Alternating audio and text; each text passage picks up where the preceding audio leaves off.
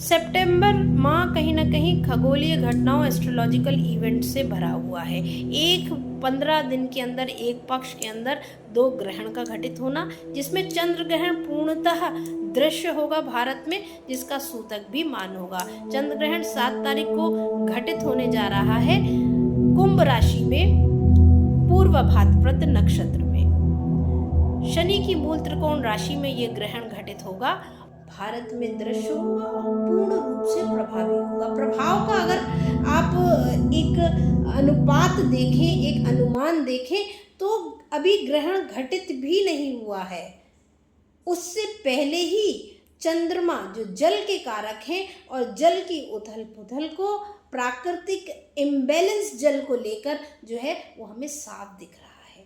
कहीं बादल का फटना, कहीं जल का प्रवाह अनियंत्रित होना, कहीं भारी बारिश होना, ये सारी चीज़ें प्राकृतिक असंतुलन को दिखा रही हैं और ये भी प्रदर्शित कर रही हैं कि ये ग्रहण भारत पर पूर्णतः प्रभावी होगा। 7 तारीख को घटित होने वाला चंद्र ग्रहण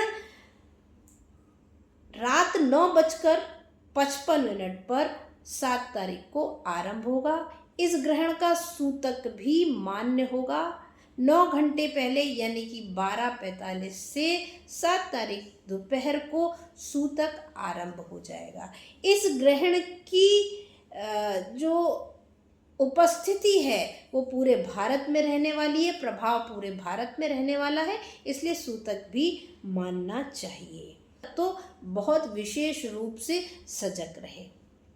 और ग्रहण जिस दिन है यानी 7 तारीख को चंद्रमा से पीड़ित ग्रह दोषों के निवारण के लिए भी समय अनुकूल है।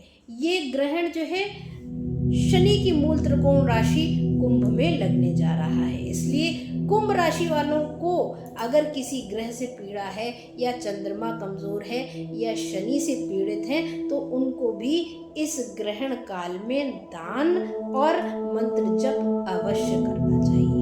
जहाँ चंद्रमा की कमजोर स्थिति होती है, राहु से ग्रसित होते हैं चंद्रदेव और एक इम्बैलेंस देखने को मिलता है, वहीं ये समय मंत्र जाप कर उसकी प्योरिटी यानी प्योर चंद्रमा की एनर्जी लेने का समय भी होता है। जितना चंद्रमा स्ट्रॉन्ग करने के लिए आप पूरे साल रेमेडीज करेंगे और उतना स्ट्रॉन्ग नहीं कर पाएंगे जितना आप ग्रहण के समय मंत्र जाप करेंगे, तो उससे अपने ग्रह दोषों से मुक्त हो पाएंगे। तो कहीं ना कहीं आपदा को अवसर बनाने का समय होगा। 7 तारीख को चंद्र ग्रहण 9:55 रात्रि से लग जाएगा। ये अपनी चरम पर होगा 11:55 से लेकर 12:55 के मध्य। वहीं ग्रहण मोक्ष को प्राप्त करेगा 1:45 के आसपास। तो इन तीनों समय में, ग्रहण की शुरुआत में, ग्रहण जब चरम पर हो या ग्रहण जब मोक्ष की ओर हो, इन तीनों समयों में मोक्ष के समय दान, चरम के समय मंत्र जाप और शुरुआत के समय अपने आराध्य देव, अपने गुरुदेव का मानसिक स्मरण करके, जिस भी इष्ट देव में आपकी आस्था निहित हो उनका स्मरण कर आपको एक आसन पर बैठकर कुछ देर मंत्र जाप शुरू करना चाहिए। वहीं जब चरम पर हो तो निश्चित रूप पर अपने ग्रह दोषों के अनुसार या चंद्रमा जो कि मनोबल के कारक हैं, जो कि आपके धन की लिक्विडिटी के कारक हैं, जो आपके स्वस्थ मन के कारक हैं और स्वस्थ शरीर के कारक हैं, इनको पूर्ण बल देने के लिए आपको भगवान शंकर के मंत्रों का जाप या ओम सोम सौमाय नमः का मंत्र जाप करना चाहिए। वहीं मोक्ष के समय दान अवश्य करना चाहिए। अगर दान नहीं कर सकते हैं तो कुछ धन निकाल कर उससे कुछ चीज़ें खरीद कर, जैसे आप अक्षत दान कर सकते हैं, साबुत अनाज का दान कर सकते हैं। और जो लोग कहीं ना कहीं स्वास्थ्य लाभ लेना चाहते हों, लंबे समय से बीमार हों, उनको इस समय काल में अपने वज़न का दशांश ज़रूर दान करना चाहिए। यानी जितना वज़न हो उसका 10वां अंश अनाज का दान करना चाहिए। तो इस तरह से ग्रहण का ये जो समय है, जिसका प्रभाव हम अभी शुरुआती दिनों में भी देख रहे हैं, आगे आने वाले 15 दिनों तक भी इसका प्रभाव पूर्णतः दिखेगा।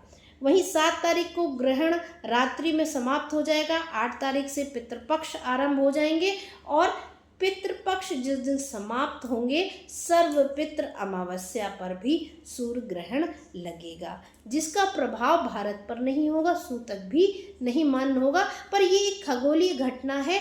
देश की राजनीति पर, राजनीतिक लोगों के स्वास्थ्य पर और सामुदायिक जो है इसका प्रभाव आपको देखने को मिलेगा, जिसकी चर्चा हम बाद में करेंगे। और 22 तारीख से जो है नवरात्रि आरंभ हो जाएगी। तो इस तरह से ये जो सितंबर का महीना है वो कहीं ना कहीं खगोलीय घटनाओं का पूर्ण प्रभाव लिए हुए है। तो इस समय कोई निर्णय लेते समय बहुत सजगता रखें, बहुत ध्यान रखें। कमज़ोर मनोबल वाले लोगों को इस समय बहुत ध्यान रखना चाहिए। जो स्वास्थ्य जिनका कमज़ोर है, पीड़ित हैं, उनको भी ध्यान रखना चाहिए। तो इस तरह से मंत्र जाप और दान से जुड़े लोग जो हैं पूर्णतः इस ग्रहण के समय को लाभ में परिवर्तित कर सकते हैं, करना चाहिए उनको। ये ग्रहण जो है शनि की मूल त्रिकोण राशि कुंभ में घटित होने जा रहा है, तो कुंभ वालों को विशेष रूप से दान करना चाहिए। वहीं ये ग्रहण जल तत्वी राशियों पर पूर्णतः प्रभाव देगा, इसलिए उन लोगों को भी दान और मंत्र जाप से जोड़ना चाहिए। शनि की 7.5 चल रही हो, शनि से पीड़ित हो, उन लोगों को धन का दान भी अवश्य इस समय करना चाहिए। जब मोक्ष को प्राप्त कर रहे हो तो भगवान शंकर का ध्यान कर कर, चंद्रदेव का ध्यान कर कर जो है कुछ धन आप निकाल दें और उस धन को ज़रूरतमंदों में वितरित करें, तो आपको कहीं ना कहीं पॉजिटिव चीज़ें मिलना शुरू होंगी।